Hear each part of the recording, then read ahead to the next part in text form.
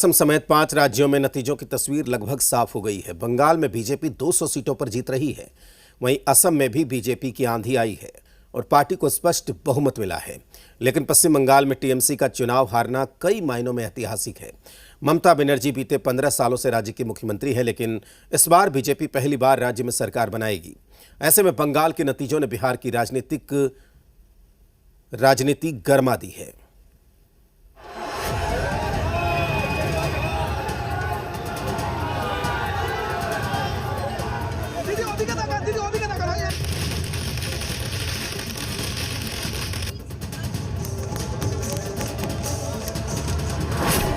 पांच राज्यों के चुनावी नतीजे डिक्लेयर। बंगाल में टीएमसी के लिए बड़ा फेलियर। बीजेपी के सामने अब नहीं कोई बैरियर। पश्चिम बंगाल, असम, तमिलनाडु, केरल और पुडुचेरी, 5 राज्यों के चुनावी नतीजों में इस बार कई बड़े उलटफेर देखने को मिल रहे हैं, खासकर एनडीए के लिए। यह चुनाव महत्वपूर्ण उपलब्धियों वाला साबित हुआ है, जहां बंगाल में बीजेपी सत्ता में आ गई है। वहीं असम में बीजेपी सत्ता पर अपना कब्जा बरकरार रखने में कामयाब रही है।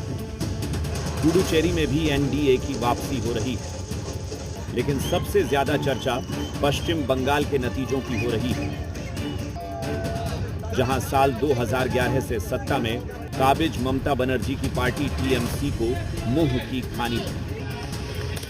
बीजेपी शानदार जीत को लेकर दिल्ली से लेकर पटना तक जश्न का माहौल है। बीजेपी कार्यकर्ता झालमुड़ी से लेकर लड्डू बांटकर खुशी मना रहे हैं। अबीर गुलाल और आतिशबाजी के साथ जश्न मनाया जा रहा है। बीजेपी को उसको लेकर सेलिब्रेशन यहाँ पे एक दूसरे को बधाई देने का सिलसिला बांटे जा रहे हैं। तमाम सारे कार्यकर्ता इस के जश्न को सेलिब्रेट कर रहे हैं। पश्चिम बंगाल में खासतौर पे जो कमल खिला है, इसको लेकर उत्साह यहाँ पे देखते ही बन रहा है। आज काफी खुश है नेता कार्यकर्ता, आज उत्साह है। सबसे पहले तो मैं बंगाल की जनता और अपने योद्धा कार्यकर्ता, भाजपा के जितने कार्यकर्ता वहां जो अडिग होके सशक्त होके उस युद्ध को लड़ रहे थे, उनको मैं बहुत बहुत धन्यवाद दूंगी। पश्चिम बंगाल में बीजेपी की जीत पर पार्टी नेताओं में उत्साह साफ दिख रहा है। बिहार के सीएम सम्राट चौधरी ने सोशल मीडिया पर पोस्ट कर इसे ऐतिहासिक जनादेश बताया। उन्होंने श्यामा प्रसाद मुखर्जी का जिक्र करते हुए बंगाल की जनता का आभार जताया। तो केंद्रीय मंत्री जीतन राम मांझी ने भी सोशल मीडिया के जरिए बंगाल में जीत का श्रेय प्रधानमंत्री नरेंद्र मोदी और गृह मंत्री अमित शाह को दिया। टीएमसी ने, ममता बनर्जी ने जो जन विरोधी कार्य किया, उनके खिलाफ थी। जिस तरह रोहिंग्या को, बांग्लादेशी को, घुसपैठियों को सत्ता के संरक्षण में बसाया गया, कटमनी के बिना कोई काम वहां नहीं होता था।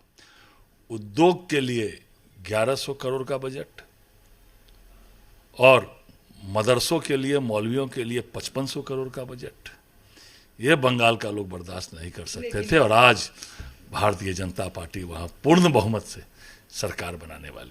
ममता दीदी को बंगाल में सरकार चलाने का कोई हक नहीं। और सच्ची बात यह है कि पिछले 15 सालों से जिस तरह वेस्ट बंगाल के लोग परेशानी के शिकार हैं, और ममता दीदी एक ख़ास तरह की राजनीति करके बंगला अस्मिता के नाम पर और कुछ वर्गों के नाम पर बंगाल को पीछे लेती जा रही है।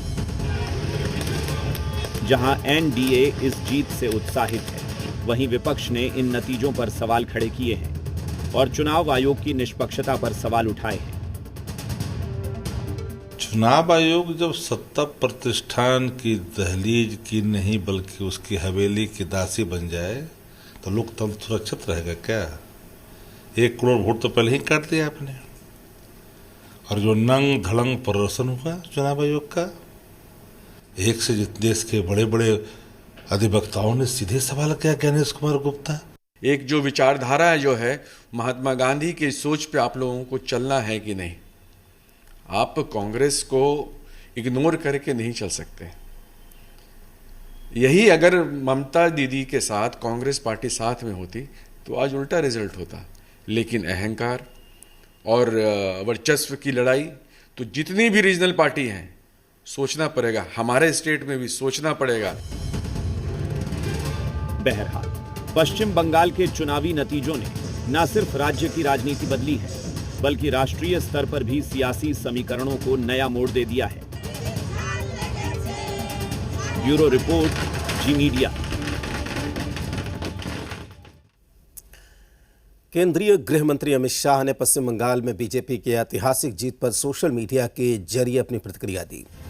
अपने पोस्ट में अमित शाह ने कहा कि बंगाल में बीजेपी को मिली ये जीत असंख्य कार्यकर्ताओं के त्याग, संघर्ष और बलिदान का परिणाम है। उन्होंने इन परिवारों के धैर्य को भी नमन किया जिन्होंने हिंसा सहने के बावजूद पार्टी का साथ नहीं छोड़ा। उन्होंने कहा कि बीजेपी का शून्य से प्रचंड बहुमत तक पहुंचना एक कठिन यात्रा रही। इसमें कई कार्यकर्ताओं ने अपने प्राणों की आहुति दी, यातनाएं झेली और फिर भी विचारधारा से टिके नहीं। अमित शाह ने इस जीत को उन सभी शहीद कार्यकर्ताओं को समर्पित किया। उन्होंने बीजेपी के राष्ट्रीय अध्यक्ष नितिन नवीन, पश्चिम बंगाल के बीजेपी के प्रदेश अध्यक्ष समीक भट्टाचार्य और नेता प्रतिपक्ष शुभेंदु अधिकारी सहित सभी कार्यकर्ताओं को इस ऐतिहासिक जीत के लिए बधाई दी।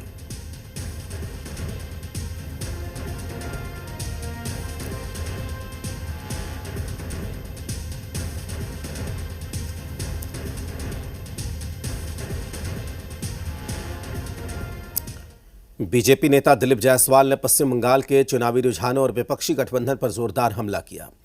जायसवाल ने कहा कि बंगाल में कथित गुंडागर्दी का अंत हो रहा है और जनता बदलाव चाहती है। उन्होंने तृणमूल कांग्रेस पर निशाना साधते हुए कहा कि राज्य की जनता अब ऐसी राजनीति से ऊब गई है और बीजेपी को बढ़त इसी का संकेत है। विपक्षी नेताओं पर तंज कसते हुए उन्होंने राहुल गांधी, तेजस्वी यादव और एमके स्टालिन का नाम लेते हुए कहा कि राहुल गांधी की नाव पर जो भी बैठेगा उसका डूबना तय है। उन्होंने दावा किया कि देश भर में विपक्ष का सूपड़ा साफ हो गया है। पश्चिम बंगाल में जिस तरह से तृणमूल कांग्रेस की गुंडागर्दी की सरकार चल रही थी और पूरे पश्चिम बंगाल के अंदर जिस तरह से आम जनता